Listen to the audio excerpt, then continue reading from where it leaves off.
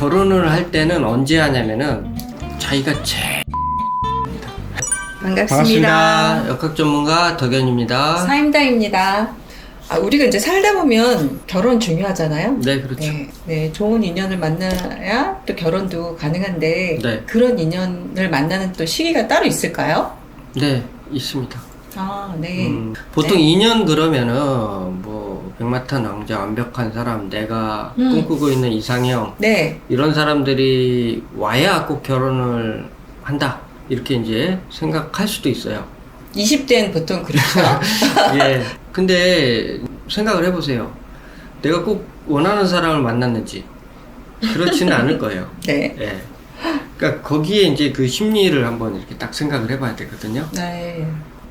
내가 생각하는 것과 인연을 만나는 것과는 사실은 따지고 보면은 어느 정도 이렇게 연관이 되어 있어요. 네. 근데 이제 그런 부분에 대해서 누구도 얘기를 안 해주니까 좀 잘 알 수 없는데 제가 오늘 그 말씀 드리려고 해요. 네. 결혼을 할 때는 언제 하냐면은 자기가 제일 아쉬울 때 하는 겁니다. 아쉬울 때요? 네. 그러니까 뭐 경제적으로 뭐 이런 거 떠나서 그건 사람마다 틀려요. 아쉬움이라는 것이. 네. 외로워서 뭔가 이제 결혼을 하고 나서 경제적인 안정을 찾기 위해서. 말로는 경제적인 안정이라고 하는데 그 말인즉슨 무슨 말이에요? 나 혼자 잘 살 자신이 없다는 거지. 아이를 꼭 보고 싶다든지 혼자 안 되잖아요.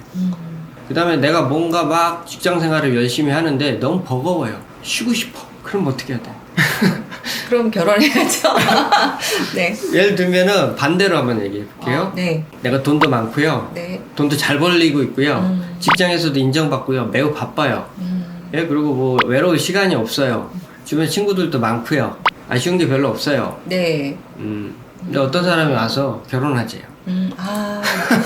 그럼 안 하고 싶겠다. 나를 일단 좋다고 하니까 우선은 딱 그 사람을 쳐다보게 되거든요. 만나긴 하겠죠. 네, 쳐다보게 되는데 만나서 보다 보면은 이런 게 문제고 저런 게 문제가 돼요. 결혼할 때가 되면은 그 사람의 단점까지도 다 자기에 맞게 합리화시켜버리는 경향이 있어요. 왜냐면 내가 너무 외롭고 어렵고 힘들고 네. 간절하니까. 예. 그러니까 사람마다 다 이유는 달라요. 네. 인연을 만난다는 것은 홀로 있는 것에 아주 이제 익숙하지 않아지는 그런 시점. 네. 굉장히 그것이 불편해질 때. 네. 예, 그러면은 그때 누군가가 나타나요. 그럼 웬만하면은 그 사람을 좋게 보려고 하는 심리가 안에서 작동을 하는 거예요. 네. 예. 그래서 그 사람의 이제 특별한 하자가 없다면은 이제 결혼을 하려고 노력을 하는데, 이제 다른 문제로 막 싸우고 다투고 이러면서 이제 다시 생각해 보게 되면서 파혼이 되기도 하고 이렇게 되죠. 네. 예. 그렇기 때문에 결정적인 내 인연은 내가 아쉬웠을 때 나타나는 거지. 그러니까 인연이 따로 있는 것이 아니라 내가 아쉬울 때 나타난 내 앞에 있는 사람이 인연이 될 가능성이 매우 높다는 거예요. 그래서 여러분들이 이제 이 영상을 보시면서도 주변에 있는 사람, 아직 뭐 미혼이시라고 하면은 생각을 한번 해보셔야 돼요. 그리고, 여기 이제 우리 채널이 또 연세가 있으신 또 5, 60대 분들도 많이 보시다 보니까 내 딸이 지금 결혼할 때가 됐잖아요. 그러면 이제 딸의 그 태도를 보면 알아요. 딸이 뭐 결혼 말로는 한다고 하는데 별로 아쉬울 게 없이 행동을 하고 살잖아요. 네. 그러면 결혼은 늦을 수밖에 없습니다. 예. 세상에 자기 마음에 드는 사람은 100% 완벽하게 드는 사람은 없어요. 그러니까 콩깍지가 쉬어야 되는 거예요. 그 콩깍지는 그 사람이 아주 괴롭고 힘들 때인 거예요. 그 괴롭고 힘든 부분을 그 남자가, 그 여자가 해결해 줄 수 있을 것 같고, 긁어줄 수 있을 것 같고, 이제 이런 느낌이 드는 시기가 있어요. 그러니까, 그럼 과연 외로운 사주가 어떻게 생겼을까? 그럼 타고날 수도 있고, 나지 않았는데, 이제 운이 바뀌면서 환경에서 그 외로워지기도 해요. 궁금하지 않으세요? 네. 어떻게 생각해요? 어떤 사주가 그러면 외로운 사주인가요? 네. 그러면 이제 여기를 보시면은 가령 예를 들면은 밤에 태어났죠. 네. 밤에 태어나가지고 이렇게 밤에 태어났어요. 그러면 추운 날 밤에 태어났어요. 네. 그러면 밤에. 이렇게 태어나도 낮에 낮 시간에 태어났잖아요. 네.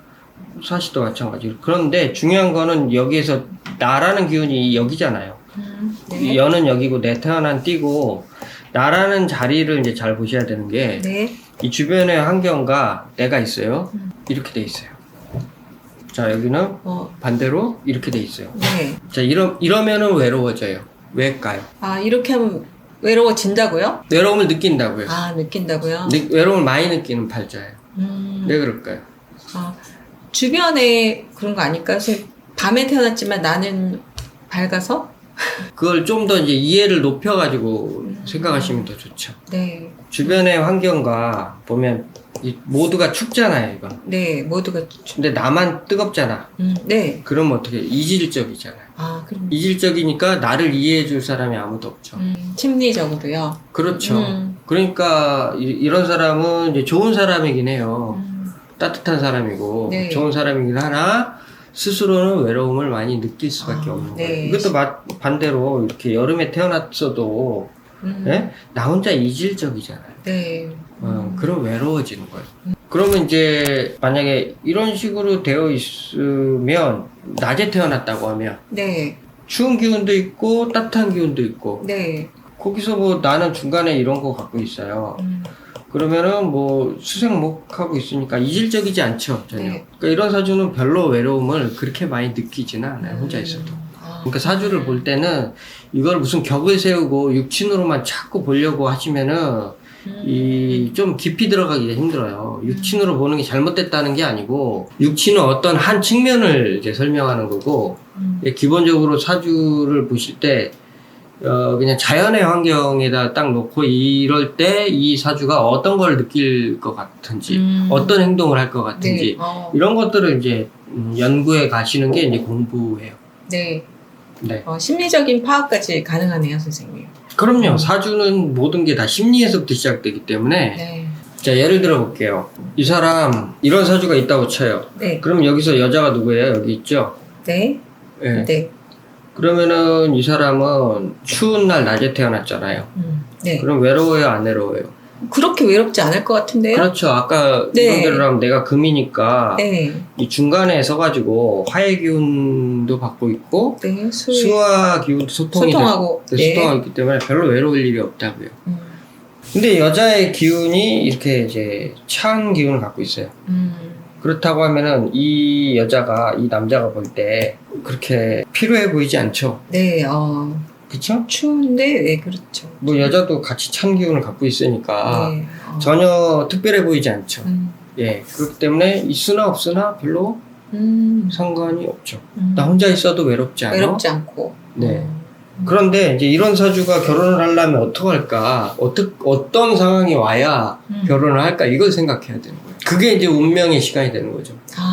자, 그러면 이 사주가 어떻게 해야 운명적인 인연을 만나질까요? 결혼 못 하는 거 아니에요, 선생님? 그러면 이 결혼은 사람 계속 하죠. 잘 사니까? 하죠. 하긴 해요? 인생, 이제, 그래서 그 네. 운이라는 게 있는 거예요. 아, 네. 운이라고 하는 것은 계속 돌잖아요. 이렇게 이제 임묘진 사오미가. 네. 그래서 순환하기 때문에 어딘가에서는 걸리게 돼 있어요. 아, 어디인가에서는 외로운 구간이 있군요. 예, 어딘가에서는 걸리게 돼 있죠. 그럼 어디서 걸려요? 어디서 외로울까요? 임묘진에서 걸리죠. 임묘진에서 이제 특히 이제 인이나 축 같은 거 오면은 네, 아, 그렇군요. 이런 게 네, 자기 네. 이 신금이 깨지잖아요. 아, 그죠? 깨졌을 때 자신의 이제 존재감이 좀 약해지고 네. 그랬던 시기에 봄이 오면 자기는 지금 없어지고 봄과 소통하려고 하는 에너지가 네. 이렇게 이제 예? 연결이 돼서 이제 왔을 때 결혼해 볼까? 그런 네, 심리적인 생각이 드는군요. 그렇죠. 그러니까 네. 자기의 어떤 그 자존감이라 그래야 되나? 자존심이라 그래야 되나? 자기 주관대로 하려고 하는 그 에너지가 록이니까 강한 팔자였잖아요. 네. 강한데 이제 그게 사라질 때 이런 사람. 그 자기가 심리적으로 약해지는 거죠. 네. 그럼 그 순간에 이제 나타난 여자. 그 여자가 운명의 여자가 되는 거예요. 그래서 이런 식으로 접근을 하면은 이 사주 풀이에 대한 그 해석이 조금 더 유연해지고 훨씬 풍부해지거든요.